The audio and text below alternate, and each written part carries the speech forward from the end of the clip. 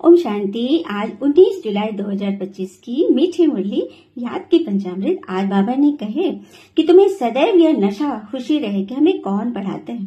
दुनिया में भी देखिए ना, किसी को कोई बढ़िया टीचर मिल जाता है, कोई मतलब परफेक्ट टीचर मिल जाता है, वर्ल्ड का बेस्ट टीचर मिलता है, तो वो कितना खुश होते हैं।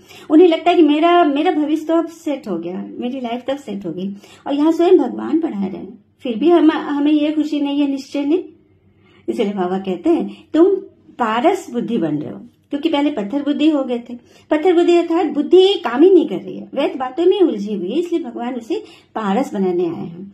तो बनाना है ना सभी को। प्रश्न है, तकदीर खुलने का आधार क्या है? तो निश्चय। निश्चय से ही तो प्राप्ति होती है, निश्चय ही तो संबंध बनता है, निश्चय से ही तो हम किसी से संबंध जुड़ता है, हाँ, किसी से प्रेम स्नेह होता है। निश्चय ही नहीं तो फिर कैसे है? और निश्चय पता है कैसे होता? मुरली में निश्चय। देखिए, मुरली सभी पढ़ रहे, पढ़ा रहे, सुन रहे, सुना रहे, लेकिन मुरली को जो समझ जाए, पढ़कर उसके ज्ञान के एक मोती को जो समझ जाए और यह समझे कि बाबा मुझे इंडिविजुअली मुझे बता रहे, मुझे समझा रहे, मुझसे भूल हुई है, यह है मुरली को समझना।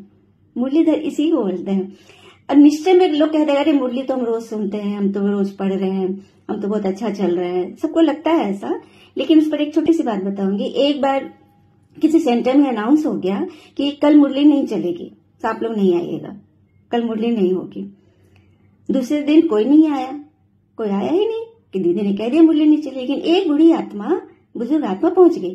तो उनसे पूछा गया कि आपको कैसे लगा कि आज मुरली चलेगी? अरे जब बाबा रोज मुरली सुनाने आता है तो नहीं चलेगी मुरली, ये हो ही नहीं सकता, हो ही नहीं सकता।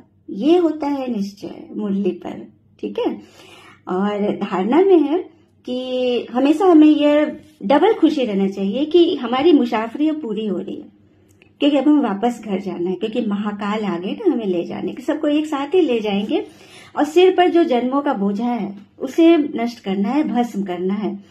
वरदान है, सदा श्रेष्ठ संकल्पों के सहयोग द्वारा सर्व आत्माओं को शक्ति भरने वाले शक्तिशाली आत्मा बनते। तो सर्व आत्मा में शक्ति कब भरेंगे?